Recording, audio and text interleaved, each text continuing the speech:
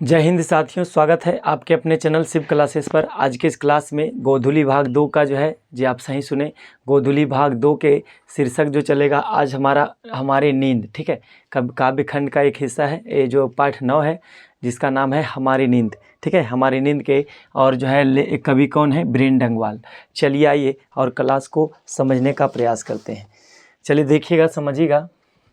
लिखा हुआ है पाठ का नाम जो है पाठ 9 है और इसमें शीर्षक का नाम क्या है? हमारी नींद।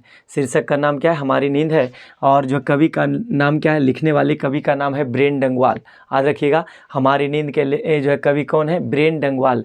बीरेन डंगवाल। बीरेन डंगवाल का जन्म 5 अगस्त 1947 ईस्वी को उत्तरांचल प्रदेश के टिहरी गढ़वाल में हुआ था। ठीक है, टिहरी गढ़वाल के प्रदेश में हुआ था। तो बताएंगे बीरेन डंगवाल का जन्म 5 अगस्त 1947 ईस्वी को उत्तरांचल में टिहरी गढ़वाल में हुआ था। और इनकी मृत्यु की बात करें तो इनका मृत्यु जो है 28 सितंबर 2015 ईस्वी को हुआ था। इतना बात ध्यान रखिएगा। और आगे चलते हैं तो इसमें इनका जो कुछ प्रमुख कृतियां हैं उससे पहले कुछ इस बात को ध्यान रखते हैं कि आखिर में कविता में क्या बताया गया है। तो कविता में बताएंगे कि एक तरफ आराम कर रहे वर्ग का, तथा जो इस कविता से हमें यह पता चला है कि यह एक तरफ आराम कर रहे वर्ग को तथा दूसरी ओर संघर्षशील वर्ग को चित्र दिखाया।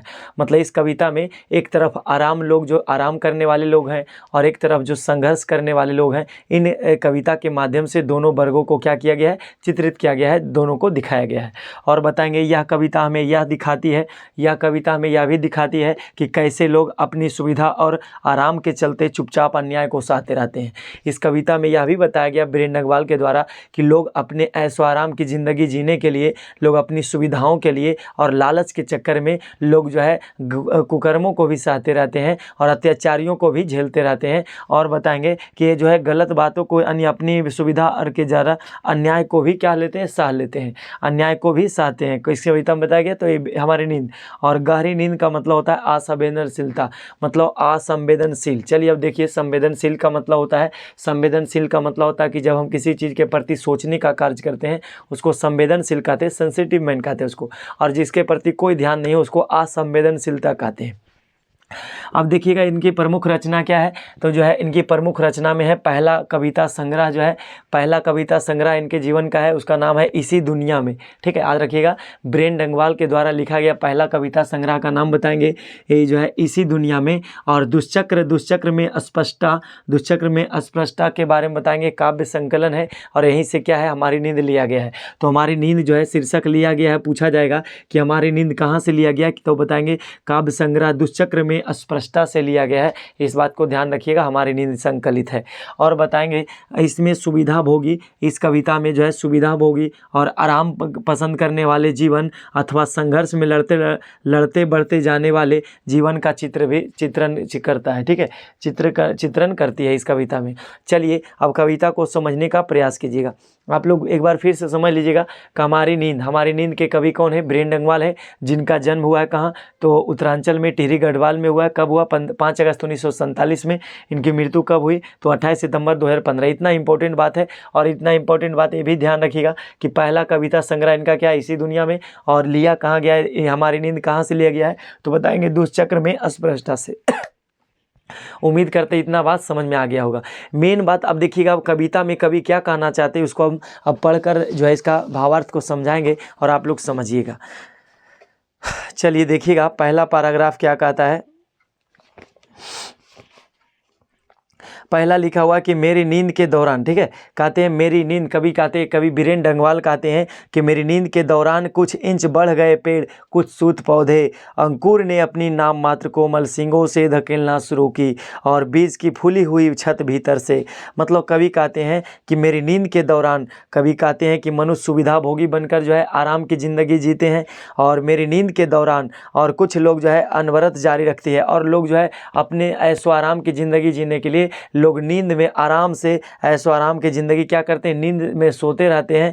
और जो है मेरी नींद के दौरान जब हम सो रहे होते हैं उस समय कुछ इंच बढ़ गए पेड़। और कहते हैं प्रकृति, हम तो अपना देखिए, हम लोग क्या है सो जाते हैं, लेकिन प्रकृति दिन रात हमेशा चलती रहती, निरंतर गति है, निरंतर गतिशील है। कौन? प्रकृति। और प्रकृति क्या है, प्रकृति का विकास क्रम क्या है, हमेशा लगातार चलते रहता है। और उसी बीच क्या होता है, कुछ इंच बढ़ गए पेड़ और हमारी नींद के दौरान ही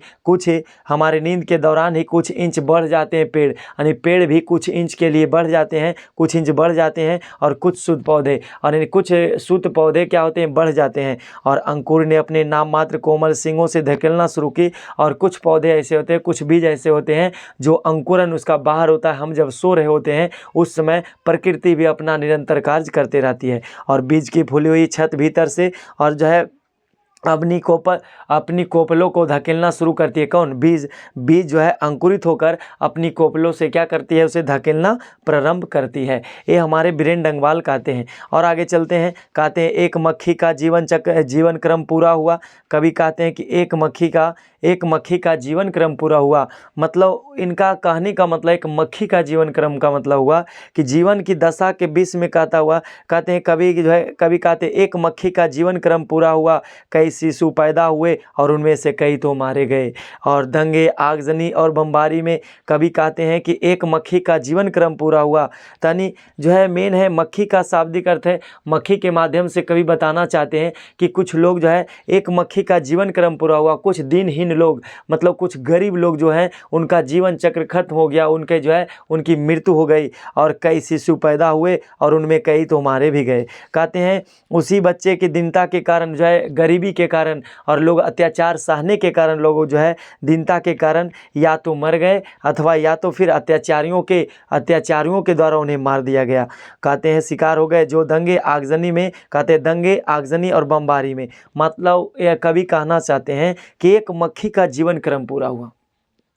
मतलब कवि बीरेन डंगवाल कहते हैं कि एक मक्खी का जीवन क्रम पूरा हुआ। मतलब कुछ व्यक्ति ऐसे होते हैं जो दिनहीनता में अपनी ज़िंदगी को जी रहे होते हैं और वे उनकी एक बार क्या होती है, समय आने पर मृत्यु हो जाती है, तो उनका एक जीवन क्रम पूरा हुआ। एक मक्खी का मतलब हुआ, मक्खी का शाब्दिक है, मक्खी के माध्यम से दिनहीन लोगों के जीवन के बारे में बताते हैं। कवि जो है बीरेन डंगवाल मक्खी के माध्यम से लोगों को दिनहीन जीवन के बारे में बताते हैं कि कुछ लोग गरीब होते हैं जिनकी एक जो है अपना नींद के हमारे जब हम सो रहे होते हैं उसमें किसी लोग का जो है, बहुत लोग गरीब लोग का क्या हो जाती है, मृत्यु हो जाती है। और यहाँ तक कि बताते हैं कि कई शिशु पैदा हुए और उनमें से कई तो मारे भी गए। मतलब हम जब सो रहे होते हैं, हमारी नींद के दौरान बहुत सारे बच्चे का जन्म होता है और बहुत सारे बच्चों की मृत्यु होती है। किसके कारण? तो बताएंगे अत्याचार के कारण और दंगे, आगजनी और बमबारी में भी मारे जाते हैं। एक कवि कहते हैं कि हम अपनी अत्याचारी, जो हमारे ऊपर जो अत्याचार होता है, हम उसे सहते रहते हैं अपने ऐशो आराम की ज़िंदगी में, हम उनसे लड़ना नहीं चाहते हैं। और उसी बीच क्या होता है, बहुत सारे बच्चे की मृत्यु हो जाती है बमबारी के माध्यम से, या तो आगजनी में या तो दंगे फसाद में मारे जाते हैं। और कभी कहते हैं, अगला जो पैराग्राफ में कहते हैं कभी कि गरीब बस्तियों में भी धमाके से हुआ देवी जागरण लाउड स्पीकर पर। कभी पुनः कभी कहते हैं कि देखिए कहीं कहीं क्या है, झुग्गी झोपड़ियों के पास जो है, झुग्गी झोपड़ी में रहने वाले लोग कहते हैं गरीब बस्तियों में भी धमाके से हुआ देवी जागरण लाउड स्पीकर पर। मतलब कभी कहते हैं कि वहाँ भी लोग जो है पूजा पाखंड करते हैं, वहाँ भी लोग जाते हैं और वहाँ भी मन्नतें रखते हैं, वहाँ भी पूजा पाठ हवन करवाते हैं। कहाँ?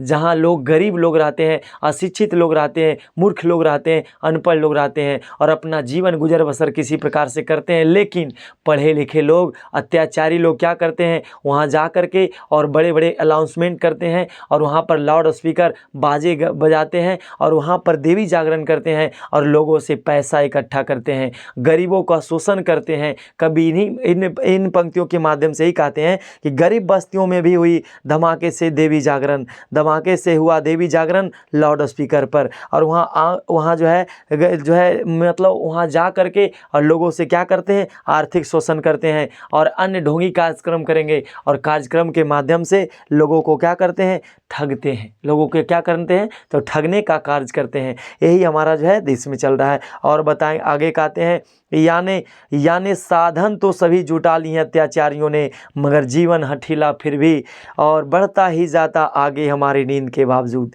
कभी कहते हैं कि यानी अगर जो देखा जाए, कभी कहते हैं कि अगर जो देखा जाए तो जो अत्याचारी होते हैं, अत्याचारी का मतलब जो लोगों पर अत्याचार करते हैं, आर्थिक शोषण करते हैं, मानसिक शोषण करते हैं और यहाँ तक कि शारीरिक शोषण करते हैं, वैसे लोगों को अत्याचारी कहते हैं। और जिनका जो है भोग विलास की ज़िंदगी जीते हैं और वे अत्याचारी लोग कहते हैं कि यानी साधन तो सभी जुटा लिए अत्याचारियों ने। अत्याचारी लोग क्या किए हैं, यानी सभी जगह ठग करके और किसी को हड़प करके या तो शारीरिक शोषण, आर्थिक शोषण करके और धन को तो इकट्ठा कर लिए हैं, धनवान बन गए, फिर भी मतलब सभी जगह से चोरी करके इकट्ठा करके और झूठ मूठ और मतलब बेईमानी से और धनवान बन गए हैं। और वे लोग क्या करते हैं, कहते हैं मगर जीवन हठीला फिर भी। अत्याचारी का कभी कहते हैं कि अत्याचारी सुख भोग के लिए जो है, सुख साधन के लिए सभी यानी सुखी संपन्न जिंदगी जीने के लिए सभी साधन को क्या किए, जुटा लिए हैं। इसके बावजूद भी उनका स्वभाव कैसा हठीला है। और कहते हैं कि मगर जीवन हठीला फिर भी, और उनका स्वभाव विचार क्या हठीला है। अत्याचारी हमेशा चाहते हैं कि हम लूटपाट करते रहें, हम लोगों को ठगते रहें, और यही जो उनका हठीला स्वभाव उन्हें जो है आगे बढ़ते जाता है। और कहते हैं बढ़ता ही जाता आगे हमारी नींद के बावजूद, और उनका जुल्म बढ़ता ही जा रहा है। आज अभी भी देखा जाए हमारे देश में तो अत्याचारियों का जो है जुल्म बढ़ता ही जा रहा है। दिन आए दिन हम लोग क्या है आतंकवाद की समस्याओं के बारे में सुनते हैं, और यहाँ तक कि सुनते हैं नेताओं जो है, नेता भी लोग जो है, कुछ लोग क्या करते हैं, कुछ नेता हैं ऐसे हमारे देश में, ऐसे ऐसे नेता हैं जो देश को ही लूटने का कार्य करते हैं। गरीब वस्तुओं में भी लाउड स्पीकर बजाते हैं, धर्म के नाम पर, जाति के नाम पर, मजहब के नाम पर भी लूटने का कार्य होता है। कभी कहते हैं कि ऐसे लोगों का अत्याचार दिन प्रतिदिन क्या होते जा रहा है, बढ़ते जा रहा है। और कहते हैं और लोग भी हैं, कई लोग हैं, कहता है और लोग भी हैं, कई लोग भी हैं और अभी भी, और जो भूले नहीं करना साफ साफ और मजबूत इनकार।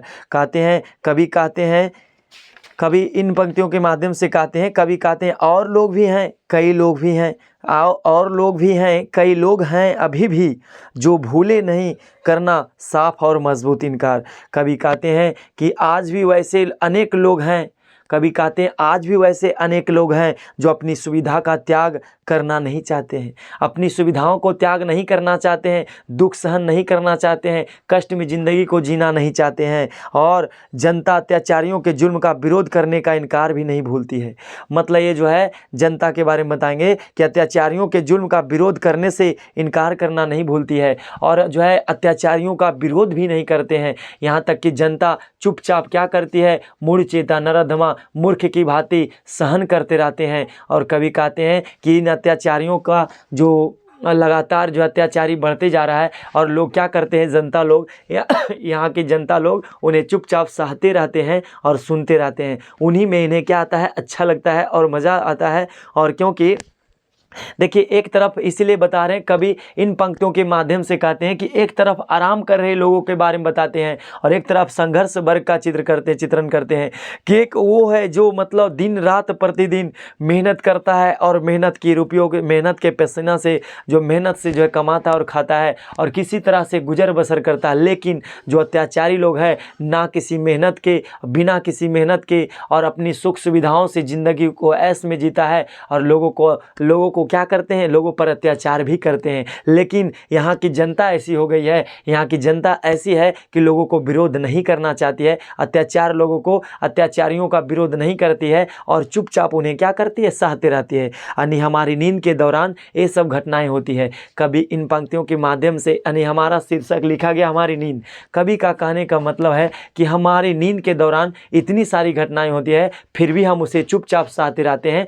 सोना अच्छा कार्य है, लेकिन कभी कभी कहते हैं कि हमारी नींद मतलब नींद तो लीजिए, लेकिन ऐसा नींद मत लीजिए जो आपका जीवन को अंत कर दे। ऐसा नींद मत लीजिए, आप ऐसा मत सोकर रहिए। मतलब लोगों को जागना भी चाहिए, कहीं कहीं जहाँ अत्याचार होता है उनका विरोध भी करना चाहिए। और पढ़े लिखे लोगों का यही पहचान होता है, पढ़े लिखे लोगों का पहचान होता है कि यदि आप शिक्षित हैं, तो कभी कहते हैं यदि आप शिक्षित हैं, पढ़े लिखे वर्ग के लोग हैं, तो आप जो गलत को गलत करने का कहने का क्षमता रखिए और जो अत्याचारियों का क्या कीजिए, विरोध कीजिए, तभी इस देश का क्या होगा, भलाई होगा। इन पंक्तियों के माध्यम से कभी इन सब चीज़ों की जिक्र किए हैं और सुख सुविधाओं के बारे में भी चर्चा किए हैं। बाकी आपको कैसा लगा है कविता, इन्हीं कविता के माध्यम से जो है बीरेन डंगवाल इस कविता में बता गया हमारी नींद के जो है कवि कौन है, बीरेन डंगवाल है। इन पंक्तियों के माध्यम से कभी इन्हीं सब चीज़ों का जिक्र किए हैं। और फिर मिलते हैं अगले क्लास में। और आपको कैसा लगा, एक अगर जो अच्छा लगता है तो लाइक भी कीजिए और कमेंट सेक्शन में और कमेंट भी कीजिए, आपका अपना फीडबैक भी दीजिए। सभी को जय हिंद, राधे राधे और आपका दिन शुभ हो। बाय।